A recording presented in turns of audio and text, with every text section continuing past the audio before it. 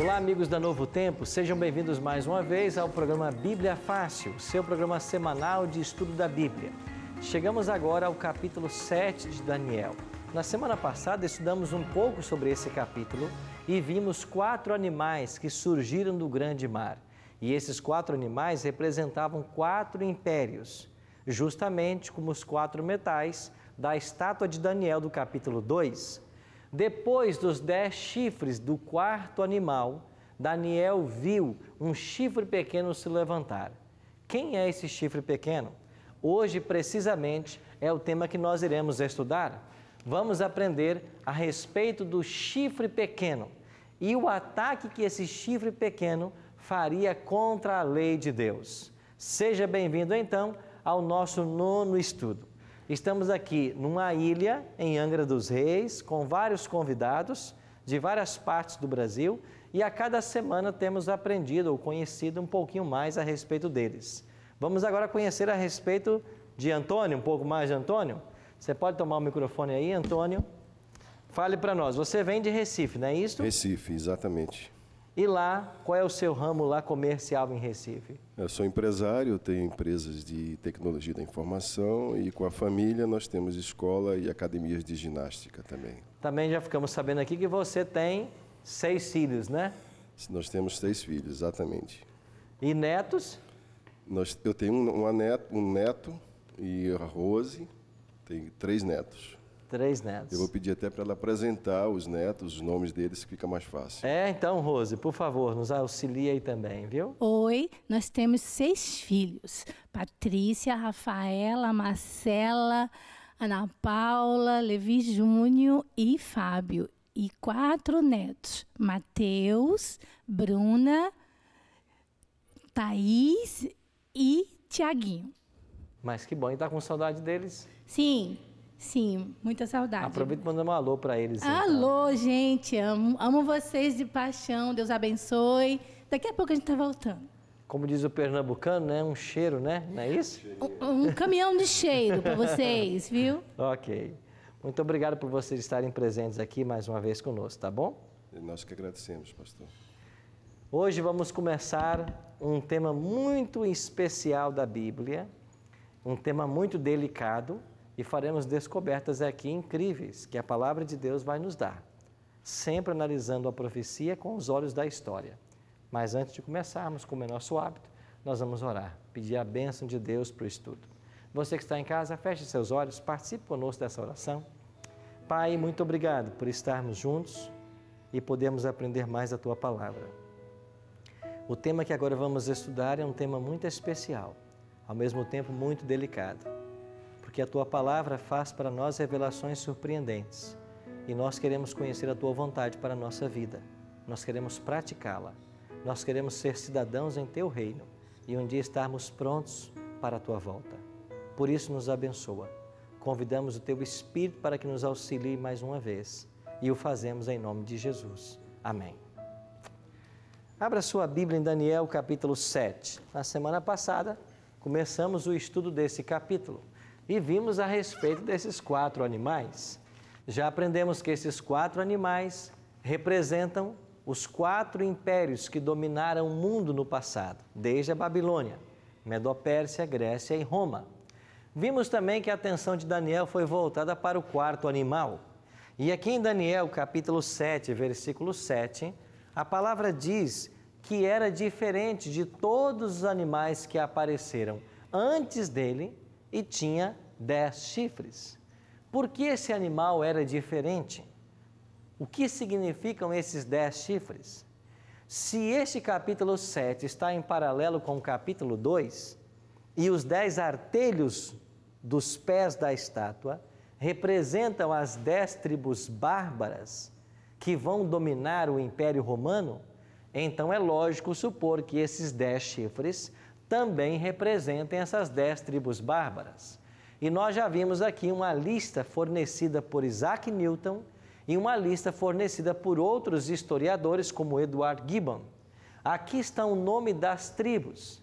Essas eram tribos bárbaras que a partir do ano 352 começaram a invadir o território da Itália e finalmente provocaram a queda de Roma ocidental, uma vez que Roma Oriental transformou-se no Império Bizantino e existiu ainda por mais uns 1000 anos, até a queda de Constantinopla no século XV. Pois bem, esse quarto animal tem um detalhe interessante. Diz o versículo 8, estando eu a observar os chifres, eis que entre eles subiu outro pequeno. E nós dissemos semana passada que hoje nós cuidaríamos em estudar e identificar quem é esse chifre pequeno. Quando nós olhamos para o capítulo 7, nós descobrimos que Deus, em sua palavra, deu para nós várias informações sobre esse chifre pequeno, o que nos facilita a sua identificação. Por exemplo, quando olhamos para o capítulo 7, nós descobrimos 13 qualidades ou características desse chifre pequeno. No versículo 8 do capítulo 7, ele subiu entre os 10 chifres do quarto animal. No versículo 8 ainda, ele arrancou a 3 chifres dos 10. No versículo 8 ainda é dito que ele tinha olhos como de homem e uma boca que falava com insolência. No versículo 11 é dito que o quarto animal foi morto para que esse chifre se levantasse.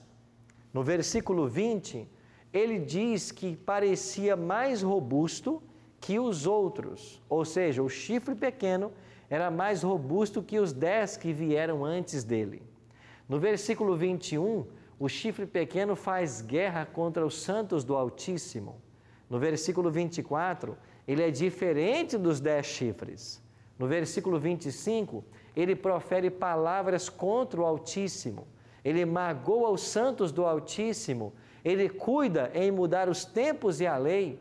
E os santos seriam entregues a esse chifre por 3 tempos e meio, 3 anos e meio. E no verso 26, é-nos dito que um tribunal se assentaria para tirar o domínio do chifre pequeno. Nenhum outro elemento na profecia, na Bíblia, contém tantas especificações quanto o chifre pequeno.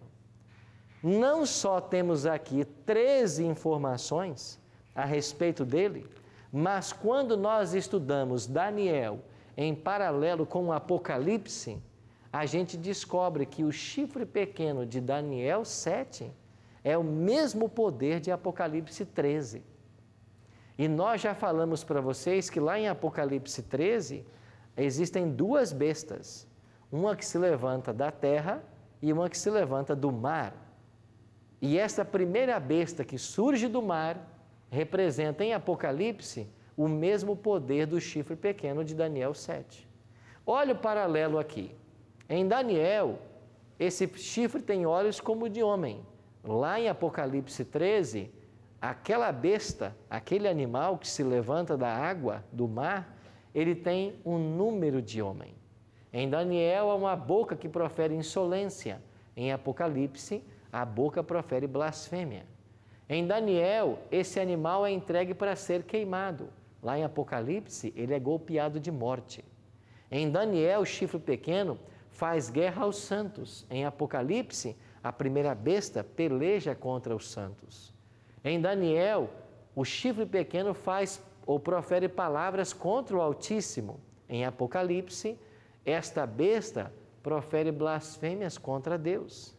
Em Daniel, o chifre pequeno muda os tempos e a lei. Em Apocalipse, a besta difama o tabernáculo aonde estava a lei de Deus. Em Daniel, o chifre pequeno agiria por 3 tempos e meio. Em Apocalipse, ele age por 42 meses. E nós vamos descobrir aqui que 3 tempos e meio e 42 meses é a mesma coisa na profecia. Ou seja, ao identificarmos o chifre pequeno de Daniel 7, eu já estou identificando o primeiro poder, a primeira besta de Apocalipse 13. Agora vamos então ver o que significa esse poder. Quem é o chifre pequeno? Eu já mostrei para vocês a obra de Isaac Newton, esse famoso cientista conhecido mundialmente. Ele também escreveu um comentário sobre Daniel e Apocalipse, que eu tenho em as minhas mãos, publicado em 1733. Agora ele, nas páginas 80 e 81, ele trata do 11º chifre da quarta besta, ou seja, o chifre pequeno. E ele diz assim na página 80, os reis representam reinos, como já foi dito. Portanto, o chifre pequeno é um pequeno reino. Era um chifre da quarta besta e arrancou a 3 primitivos. Por isso devemos procurá-los entre as nações do Império Latino, depois do aparecimento dos 10 chifres. Mas era um reino com um rei diferente dos outros, tendo uma vida e uma alma que lhe era peculiar, com olhos e boca. Por seus olhos era um vidente, e por sua boca, falando insolências e mudando os tempos e a lei, era ao mesmo tempo um profeta e um rei. Tal vidente, profeta e rei é a Igreja de Roma. Um vidente é um bispo, no sentido literal do vocábulo, e essa igreja reivindica o bispado universal. Com a boca dá leis aos reis e nações, assim como um oráculo. Arroga-se a infabilidade e pretende que os seus decretos obriguem o mundo inteiro, o que quer dizer que é um profeta no mais alto grau. Isaac Newton está dizendo que esse chifre pequeno é uma alusão à Igreja de Roma, ao bispo de Roma, ao sistema papal. Estaria Isaac Newton certo em sua afirmação? Vamos então olhar para a história e vermos se essas características do chifre pequeno se aplicam de fato na história ao papado. Nós não temos tempo aqui para analisarmos as 13 características, mas vamos analisar pelo menos 4 delas. E a primeira característica já aparece em Daniel capítulo 7, verso 8, primeira parte. Acompanhe comigo aí na sua Bíblia. Estando eu a observar os chifres, eis que entre eles subiu outro pequeno, diante do qual 3 dos primeiros chifres foram arrancados. Qual é a primeira característica que vamos estudar? O chifre pequeno, para se estabelecer, ele arrancou 3 das 10 pontas. Nós vimos aqui que as 10 pontas ou chifres representam as 10 tribos bárbaras que invadiram Roma. Só que todas essas tribos, ou a maioria delas, finalmente se submeteram ao sistema papal que estava se estabelecendo, ao domínio da Igreja Latina, da Igreja Romana. Mas 3 das 10 não se submeteram. Justamente os vândalos, os ostrogodos e os érulos. E por que essas 3 tribos não se submeteram? Porque elas eram arianas. Elas seguiam a um homem que vivera no 2º século, chamado Árion. Elas não criam na divindade de Cristo e elas não se submeteram à Igreja Romana. E o que fez então o sistema contra essas pontas, essas tribos? Usou o apoio das outras 7 para expulsá-las de Roma. E finalmente algumas foram extintas e outras foram expulsas de Roma. Então o papado, para que finalmente ele se estabelecesse, ele teve que lutar contra essas 3 tribos que não aceitavam sua autoridade. E das 3, os ostrogodos, que haviam chegado na Itália em 453, foi expulso no ano 538. Então, o ano 538 é um ano chave para nós, porque é o ano em que a última tribo ariana é expulsa de Roma. E quando essa tribo é expulsa, agora nós temos o estabelecimento do poder papal. Então nós temos aqui 3 tribos e elas foram expulsas e a última só foi expulsa em 538. para que o papado se estabelecesse, as três precisavam se submeter a ele, ou então ser expulsas do território de Roma. Assim, a primeira característica se aplica ao papado. Segunda característica, uma boca que falava com insolência, Daniel 7 e 8. Lá em Apocalipse 13, 5, é-nos dito que foi dado a esse poder uma boca que proferia arrogâncias e blasfêmias. O poder papal profere arrogâncias e blasfêmias? Sim. O que é blasfêmia à luz da Bíblia? Vamos ver alguns textos. O primeiro deles é Marcos capítulo 2, versos 5 a 7. O Evangelho diz assim: vendo-lhes a fé, Jesus disse ao paralítico: filho, os teus pecados estão perdoados. Mas alguns dos escribas estavam assentados ali e arrazoavam em seu coração: por que ele fala deste modo? Isto é blasfêmia. Quem pode perdoar pecados, senão um, que é Deus? Então, à luz do Evangelho, o que é blasfêmia? A primeira coisa que é blasfêmia é a pretensão de se perdoar pecados. Os judeus disseram claramente, e eles estavam certos na afirmação: quem é que pode perdoar pecados? Somente Deus pode. E eles criticaram a Cristo. Mas por que é que Cristo não pecou ao perdoar pecados? Hã? Porque Ele é Deus. Então, por que é que Jesus não blasfemou? Porque Ele é Deus. Mas se Ele não fosse Deus, Ele estaria pecando. Porque só Deus pode perdoar pecados. Então, a primeira coisa que a Bíblia ensina que é blasfêmia é a pretensão de perdoar pecados. Agora eu pergunto, o papado pretende perdoar pecados das pessoas? Vamos dar uma olhadinha. O Concílio de Trento, no cânon católico, na página 440 e depois 870, ensina que na confissão o sacerdote tem o poder de confessar todos os crimes cometidos depois do batismo. E quando um criminoso confessa seus pecados ao sacerdote, todos os crimes não são somente perdoados, mas destruídos, e o criminoso se torna uma nova pessoa, um santo. A quem as pessoas são ensinadas a confessar seu pecado? O texto diz claramente, ao sacerdote, porque ensina-se que o sacerdote tem o poder de perdoar pecados. E isso, à luz da Bíblia, é blasfêmia. Nenhum ser humano tem o poder de perdoar pecados. Vocês dirão, mas pastor, a própria Bíblia não diz que nós devemos perdoar os pecados dos outros?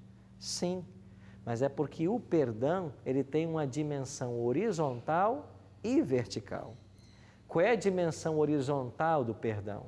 É quando alguém ofende você e vem buscar o perdão, você deve perdoar essa pessoa, porque ela te ofendeu. Agora, se a tua ofensa foi contra Deus, você tem que buscar Deus para pedir esse perdão, e não a nenhum homem. É isso que a Bíblia está ensinando. Então, nós devemos pedir perdão somente a Deus. Pois não, Rose? O único pecado que Deus não perdoa é contra o Espírito Santo. Esse é o pecado imperdoável. Então, quando você peca contra o Espírito Santo, esse Deus não vai perdoar. O que é o pecado contra o Espírito Santo? É a insistência numa coisa que você sabe que é errada. E você insiste nesse pecado, você pode chegar a um momento que o Espírito Santo não mais te alcance. Você insiste tanto no pecado que você pode se colocar num local, numa esfera fora da influência do Espírito Santo. Aí você pecou contra ele.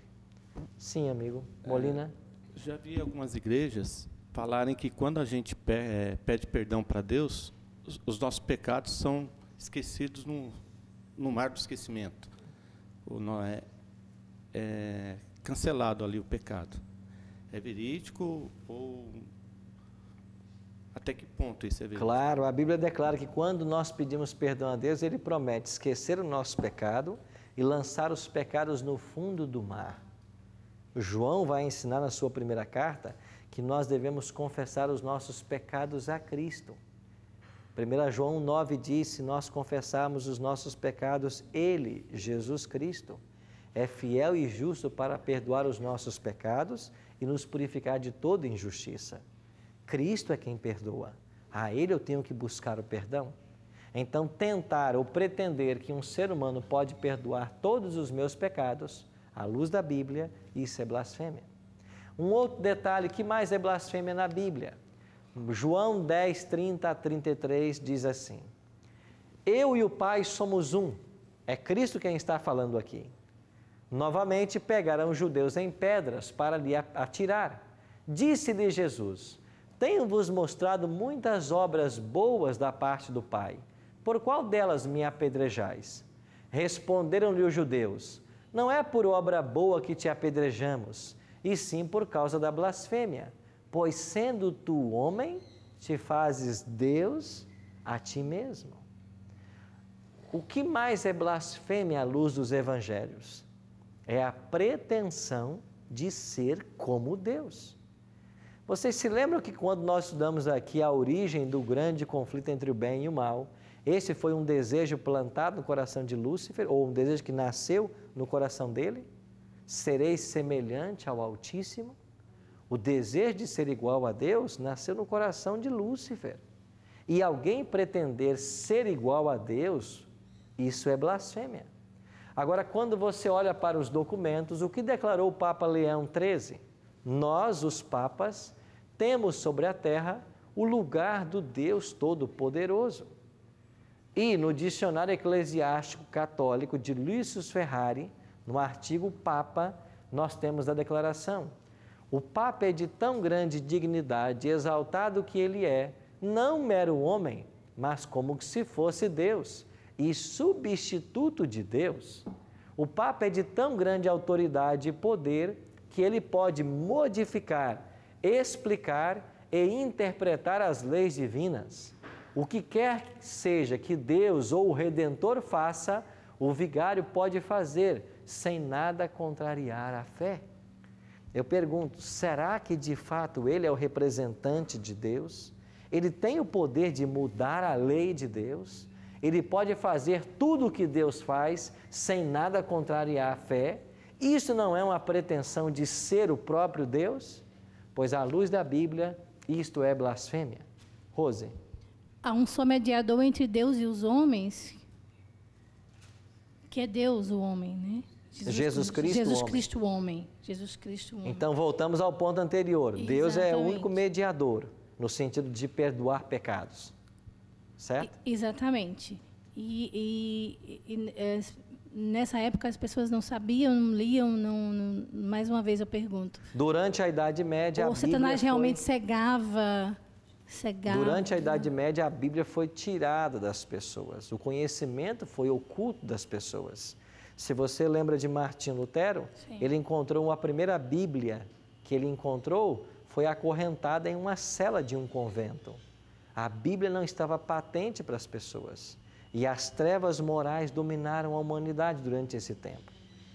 Nós iremos para um breve intervalo. Quando voltarmos, vamos analisar ainda duas características à luz da história, para sabermos se Isaac Newton tinha razão e outros escritores, ao dizer que o chifre pequeno do capítulo 7 de Daniel representa o sistema papal. Daqui a pouco estaremos de volta.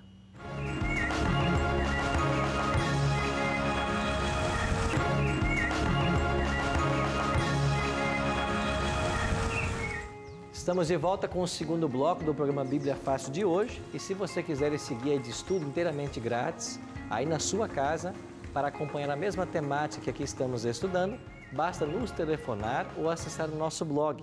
Faça ali o seu pedido, num prazo de 15 a 20 dias vai estar chegando em sua casa, em qualquer lugar do Brasil.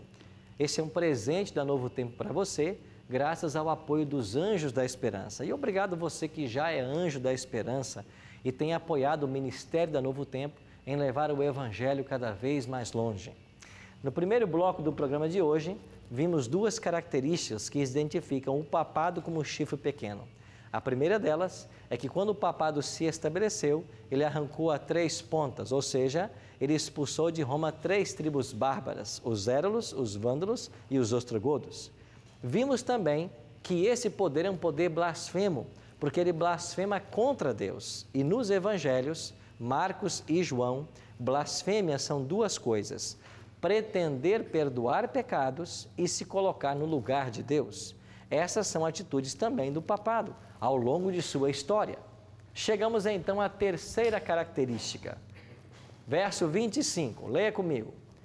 Proferirá palavras contra o Altíssimo, magoará os santos do Altíssimo e cuidará em mudar os tempos e a lei. E os santos lhe serão entregues nas mãos por 1 tempo, 2 tempos e metade de 1 tempo. Ou seja, o chifre pequeno, o poder papal, iria perseguir os santos por 3 tempos e meio. O que significa tempo em profecia?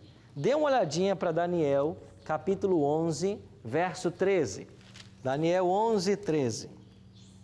Porque o rei do norte tornará e porá em campo multidão maior do que a primeira, e ao cabo de tempos, isto é, de anos. Então, o que é um tempo em profecia? É 1 ano. Agora, se esse poder vai perseguir os santos do Altíssimo por 3 tempos e meio, então significa que ele perseguiria por 3 anos e meio. Agora, em profecia, nós temos que aprender uma outra coisa. Cada dia profético representa 1 ano literal. Quando vamos para Apocalipse, capítulo 13, verso 5, e lá falamos do mesmo poder, é-nos dito que esse poder teria uma boca para proferir arrogâncias e blasfêmias e a autoridade para agir quanto tempo? 42 meses. Agora, 3 anos e meio tem quantos meses? 12, 24, 36, mais 6, 42. Então, 3 tempos e meio e 42 meses é a mesma coisa. Estamos falando de um mesmo período profético. Já em Apocalipse, capítulo 12, verso 6, é dito que a mulher, que em profecia representa a igreja, ela fugiu para o deserto, onde Deus lhe havia preparado lugar para que nele a sustentem durante 1260 dias. 42 meses somam quantos dias? 42 vezes 30, 1260. Então, na Bíblia, você tem 3 expressões que falam de um mesmo período. 3 tempos e meio, 42 meses ou 1260 dias, refere-se ao mesmo período profético. 1260 anos, como vamos ver agora. Antes... Pastor, nós lemos a Bíblia, né? Vamos aprendendo a cada dia, né? Então, assim, em base nisso, nós vamos nos consertando, né? Coisas que a gente achava que era certo fazer, nós não fazemos mais, porque nós estamos aprendendo, né? Estamos tendo conhecimento. E essas pessoas, porque eu conheço muitos católicos, pessoas boas, que acham que aquilo lá é a verdade. Eles estão sendo, então, enganados. E como será que fica eles, como eles ficam perante Deus, então? São inocentes perante Deus, então? Ou são perdidos, então? A palavra de Deus em Atos 17:30 nos diz de que Deus não levou em conta os tempos da ignorância. Isso é o que a Bíblia ensina em Atos 17:30. Nós todos seremos julgados pelo conhecimento que nós temos. Cada ser humano, enquanto vive nessa terra, ele acumula uma quantidade de conhecimento. E há pessoas que estudam mais a Bíblia, outros menos. O certo é que Deus vai nos julgar pela luz que eu tenho. Então, se eu não conheço alguma coisa da Bíblia que ela me ensinava e eu não praticava, se eu não conheço isso, eu não serei julgado por isso. Eu serei julgado por aquilo que eu conheço e pratico ou deixo de praticar. Então, em qualquer igreja, Deus tem filhos e filhas sinceras. E ao falarmos aqui da ação do papado, Não estamos falando aqui do católico moderno, porque os católicos são cristãos piedosos, mas todos nós, católicos, cristãos, protestantes, temos que conhecer mais da Bíblia. E quando eu descubro uma verdade na Bíblia, eu tenho que passar a seguir essa verdade. Por isso eu sempre digo aqui, eu não devo estar submisso a uma igreja que não está ensinando a palavra de Deus. Eu tenho que descobrir a verdade da Bíblia para praticá-la. Antônio. Pastor, a gente está vendo até agora que muitas coisas têm sempre um propósito que Deus permite. O fato dos católicos ter esse desconhecimento tem algum propósito de Deus?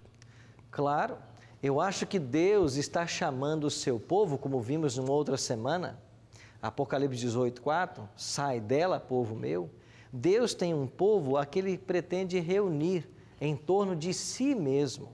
Deus tem pessoas sinceras em qualquer segmento. Acontece que esse movimento, o sistema papal, que dominou o mundo, como vamos ver agora, por 12 séculos, ele ocultou as verdades da Bíblia das pessoas. E as pessoas passaram vários séculos sem conhecer a palavra de Deus. Vocês não são muito antigos, mas se lembram que algum tempo atrás até a própria missa era ensinada ou rezada em latim. Com isso as pessoas não aprendiam o que tinha que ser estudado. Hoje chegou o tempo de todos nós, independente de quem nós somos, nós temos que estudar a Bíblia e pregar a Bíblia. Então nós temos que deixar que a verdade de Deus seja exaltada.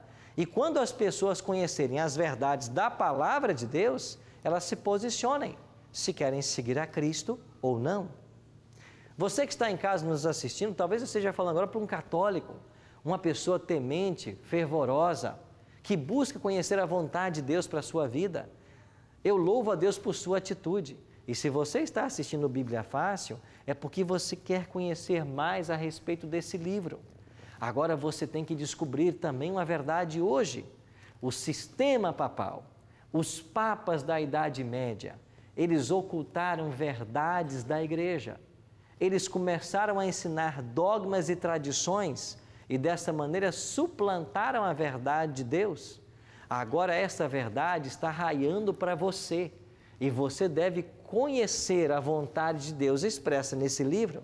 E uma vez que você conheça toda a verdade, você vai estar em condições de tomar uma posição. Se você quer seguir a vontade de Deus expressa nesse livro, ou se você pretende continuar seguindo outros ensinamentos que não estão nesse livro. Eu disse para vocês de que esses 3 períodos referem-se ao mesmo período histórico. Quando vamos para a história, nós descobrimos de que 1260 dias representam 1260 anos. E esse período profético começou no ano 538 e se estendeu até 1798. Em 533, o decreto de Justiniano declarou o Papa ser ele o cabeça de todas as igrejas. Isso em 533. E em 538, nós temos a expulsão dos ostrogodos, a última tribo ariana a ser expulsa. Com esta expulsão, no ano 538, começou o domínio papal. E segundo a profecia, ele se estenderia por 1260 anos. Por quê? Porque cada dia em profecia representa um ano, conforme ensina Números 14 e 34 e Ezequiel 4, 6 e 7. Assim, em 1798, terminaria a supremacia papal. E o que aconteceu nesse ano que pôs fim à supremacia papal? Napoleão Bonaparte ordenou a prisão do Papa. E quem estava como Papa neste ano era o Papa Pio VI. Então, o Papa Pio VI foi preso, exilado na ilha de Santa Helena, onde ele morreu. Então, aqui nós temos o fim do período de supremacia papal. Ou seja, a profecia nos ensina que nesses 12 séculos foram séculos de trevas e de perseguição, porque os santos do Altíssimo seriam entregues ao chifre pequeno e eles seriam perseguidos. E a Igreja Romana, nesses 12 séculos, perseguiu as pessoas que procuravam seguir a Bíblia. Entre eles estavam os valdenses, os albigenses, os huguenotes, e as pessoas que não concordavam com os dogmas da igreja, mas queriam seguir a Bíblia. No 12º século, foi estabelecida a Santa Inquisição, e esse tribunal do Santo Ofício surgiu para sentenciar cristãos à morte, e milhares foram mortos. Ou seja, foi um período de trevas e perseguições, até que Napoleão Bonaparte ordenou a prisão do Papa, e esse sistema de perseguição terminou. Ele havia arrefecido seu poder muito antes, no século XVI, quando Martinho Lutero, aquele monge agostiniano, levantou-se lá em Wittenberg e começou a pregar as verdades da Bíblia e a denunciar os excessos do papado. O movimento da Reforma Protestante, ele arrefeceu o poder de perseguição da Igreja Romana. Mas durante muitos séculos, a Igreja perseguiu e matou aqueles que não concordavam com os seus ensinos. Isto é tão verdade que vocês sabem que João Paulo II, o Papa João Paulo II, veio a público e pediu perdão por todas as mortes que foram causadas na Idade Média. Isso não tem nada a ver com os católicos de hoje. Isso é uma coisa da história passada. Mas é para que todos os católicos de hoje entendam que a profecia está apontando o chifre pequeno como sendo o sistema papal. E esse poder que hoje está aí, ele tem as mesmas pretensões da Idade Média. Ele continua pretendendo perdoar pecados. Ele continua pretendendo ocupar a posição de Deus. E nós chegamos então à quarta e última característica que vamos estudar aqui. O chifre pequeno, o poder papal, mudaria os tempos e a lei. Daniel 7:25 diz: proferirá palavras contra o Altíssimo, magoará os santos do Altíssimo e cuidará em mudar os tempos e a lei. Como o sistema papal mudou a lei de Deus? Eu tenho aqui em minhas mãos o catecismo. E o que ensina o catecismo a respeito da lei de Deus? Nesse catecismo, o 2º mandamento foi excluído da lei de Deus. O 4º mandamento, que ordena a observância do sábado, foi mudada para o domingo. E o 10º mandamento foi dividido em 2, para que eles voltassem a ter 10. Então, quando você pega o catecismo na página 539, você tem aqui claramente os 10 mandamentos. Mas os 10 mandamentos que aqui estão, existe a fórmula bíblica e existe a fórmula catequética. E na fórmula catequética, essas 3 mudanças foram feitas. Quando você adianta um pouco mais para a página 568, você tem aqui o dia do Senhor. E o catecismo está ensinando que o dia do Senhor, que era o sábado, mudou agora para o domingo. Mas quem é que pode mudar o dia santo da Bíblia? Não existe homem sobre a terra com esse poder, mas o sistema papal acha que ele tem esse poder. E hoje, e eu vou falar agora para você que está me assistindo, hoje, muitas igrejas protestantes, que às vezes querem criticar o sistema papal por suas ações, estão seguindo mesmo na santificação do domingo.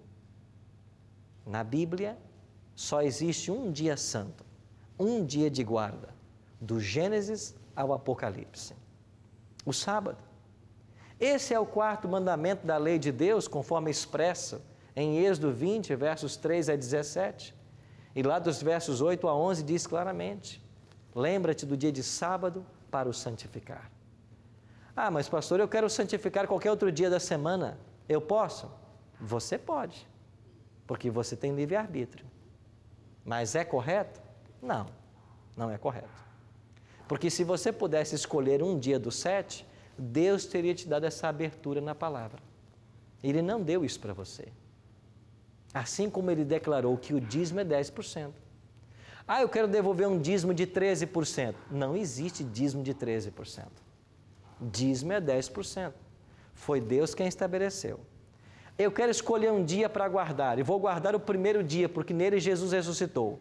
Jesus não deu essa liberdade para você. Você pode escolher guardar. Pode guardar a segunda, a quinta. Você pode, porque você tem livre-arbítrio. Mas a Bíblia te autoriza isso? Não. A Bíblia não te autoriza. E todos os cristãos que estão adorando a Deus no primeiro dia da semana, e eu não estou dizendo com isso que é pecado adorar no primeiro dia da semana, não. Você tem que adorar a Deus todos os dias. Só que se eu acho que o domingo, o primeiro dia, é o dia santo e não o sábado, eu estou indo contra a orientação da Bíblia. Rose. Pastor, você poderia ler no catecismo, não é muita coisa, mas o que foi mudado, como é que está lá no catecismo? É o que eu mostrei para vocês na página 539. Poderia ler? Eu não quero ler todos os mandamentos, mas eu quero mostrar para vocês. Não, seria especificamente o... Sim, a forma catequética ficou assim. Primeiro mandamento, amar a Deus sobre todas as coisas. Segundo, não tomar seu santo nome em vão. Terceiro, guardar domingos e festas de guarda. Era isso. E daí por diante. Obrigada. Você percebe que essa mudança foi uma mudança feita ao longo da história? E por que a igreja chegou a esse ponto? Pois bem, nós temos que voltar ao dia 7 de março do ano 321. Lembra que eu falei para vocês sobre a conversão do imperador romano Constantino? O primeiro decreto dominical da história foi promulgado por ele. E esse decreto foi promulgado por um imperador de Roma no dia 7 de março de 321. E ele escreveu assim: devem os magistrados e as pessoas residentes nas cidades repousar e todas as oficinas ser fechadas no venerável dia do sol. Qual é o venerável dia do sol? O inglês diz assim, Sunday. É o dia do sol. O latim também diz isso. O dia do sol é o primeiro dia da semana. Então, esse é o primeiro decreto dominical da história. Agora, esta tese doutoral, escrita por um doutor chamado Samuel Bacchiocchi, foi quem analisou essa mudança do sábado para o domingo que aconteceu ao longo de séculos. Então, começou com Constantino no quarto século. Aquilo que era uma lei civil tornou-se logo eclesiástica. E em todos os concílios que a igreja foi realizando, pouco a pouco a igreja romana foi deixando o sábado de lado e introduzindo o domingo. Até que em 1998 o Papa João Paulo II publicou uma carta apostólica chamada Dies Domini, em latim, que significa Dia do Senhor. E o que diz essa carta apostólica que João Paulo II publicou em 1998? Nós mudamos o sábado para o domingo em homenagem à ressurreição de Cristo. Agora, porque Jesus ressuscitou no domingo, ele fez desse dia um dia santo? Aonde está isso na Bíblia? E por que o apóstolo Paulo, que é o maior teólogo do Novo Testamento, que só se converteu 3 anos após a morte de Cristo, continuou a guardar o sábado? Porque Paulo nunca falou dessa mudança? Porque João morreu ainda guardando o sábado? E se você olhar para Apocalipse 1, verso 10, ele diz lá que ele recebeu as visões do Apocalipse num dia de sábado. Achei-me em espírito no dia do Senhor e ouvi por detrás de mim uma voz que falava comigo. João, no final do primeiro século, ainda santificava o sábado. A Bíblia apresenta cerca de 104 textos falando sobre o sábado e a sua santidade. E você não tem nenhum texto na Bíblia dizendo que o domingo é um dia santo ou que deve ser um dia dedicado à adoração a Deus. Você não tem. Porque há no Novo Testamento apenas 9 referências ao primeiro dia da semana. E em nenhuma das 9 está dizendo que era um dia onde a igreja separou para a adoração a Deus em lugar do sábado. Por isso, amigos, esta é a verdade que a Bíblia tem a nos revelar. E você percebe que o chifre pequeno foi quem cuidou em fazer essas alterações, atacando a lei de Deus. E hoje as pessoas estão adorando imagens de escultura, achando que isso não é pecado. Porque a igreja não ensina mais que isso é pecado, enquanto que a Bíblia é clara em dizer que isso é pecado. Eu não posso adorar uma imagem de escultura, eu não posso me curvar diante de outro Deus, eu só tenho que adorar ao Deus verdadeiro, que deve ser adorado em espírito e em verdade. A igreja mudou do sábado para o domingo, mas eu não posso concordar com essa mudança que a igreja romana fez. E todo sincero católico tem que estar ciente disso. Ainda que a igreja tenha feito essa mudança, a Bíblia não mudou. E há vários textos na palavra de Deus que revelam isso claramente. E eu queria terminar mencionando apenas 2 desses textos. O primeiro deles eu quero ler com vocês, em Mateus, capítulo 5, versos 17 e 18. Você que está em casa, pegue a sua Bíblia, leia comigo esse texto. Não penseis que vim revogar a lei ou os profetas. Não vim para revogar, vim para cumprir. Porque em verdade vos digo, até que o céu e a terra passem, nem um i ou um tio jamais passará da lei, até que tudo se cumpra. Não penseis que vim revogar a lei ou os profetas. Jesus não veio mudar a lei. Tanto é que ele cumpriu a lei, tanto é que ele obedeceu. É claro, se ele tivesse quebrado um único mandamento, ele não poderia ter sido o seu Salvador e nem o meu. Por isso ele guardou todos eles. E porque ele guardou, ele foi criticado. Mas pastor, você poderá dizer para mim, Jesus curou no sábado. É verdade. Mas quem diz que curar no sábado é pecado? Aonde você aprendeu isso na Bíblia? Curar não é pecado. Jesus veio fazendo bem no sábado. Agora você não encontra Jesus na carpintaria num dia de sábado. A profissão dele foi carpinteiro a vida inteira. Ele não está na carpintaria no sábado, ele está na igreja, ele está curando, ele está ensinando. E isso eu e você podemos fazer no sábado. Alguns querem dizer que não guardam mais o sábado porque Jesus nele curou. Isso não tem lógica. E quem diz que é pecado curar no sábado? Mas por que Jesus fez questão de curar no sábado? E há pelo menos 8 incidentes no Novo Testamento onde Cristo se envolve com os judeus discutindo sobre o sábado. Por que Jesus fez isso? Porque os judeus haviam feito do sábado um fardo para a nação. Para o judeu, tudo era pecado no sábado. Cuspir no chão era pecado. Andar mais de 1 quilômetro era pecado. Pegar um lenço no chão era pecado. Tudo para o judeu era pecado. Quando Jesus discute com os judeus sobre o sábado, é porque Jesus quer mostrar para os judeus o verdadeiro sentido do sábado, e não aquela cerimônia enfadonha que eles haviam criado ao redor do sábado.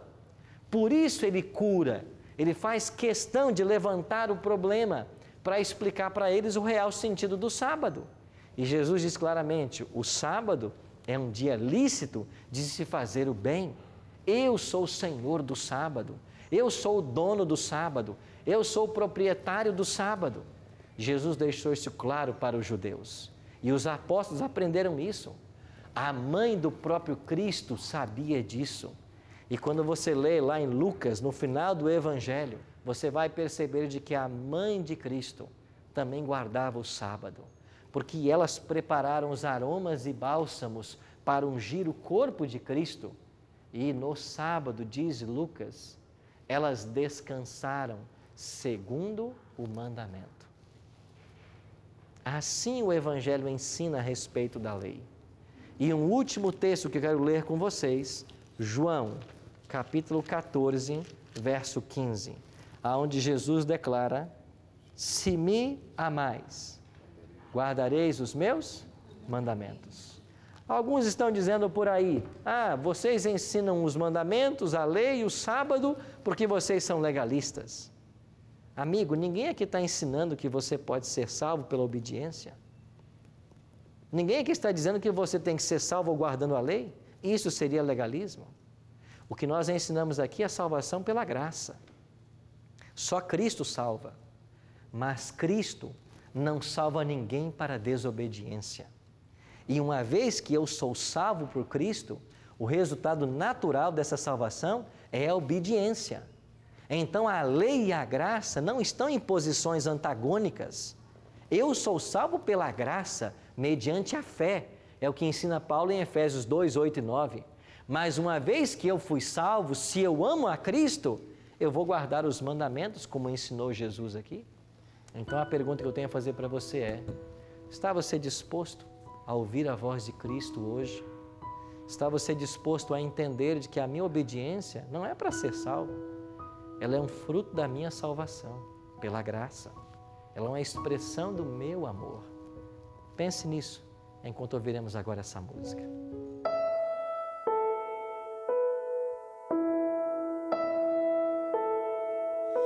Em minha angústia aqui, tu me deste a mão, e quando eu caí, tu me deste a mão.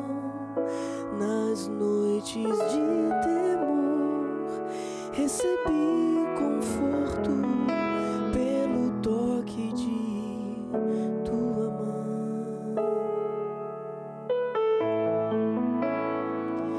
Quando ninguém restou, eu ouvi tua voz. O mundo se calou, mas ouvi tua voz, dizendo: filho meu, eu jamais te deixarei. Estou ao lado teu e ouvi tua voz. Te louvo por teu amor, te adoro porque és Senhor. Confio plenamente em tua graça, em teu poder. Eu te amo e te espero.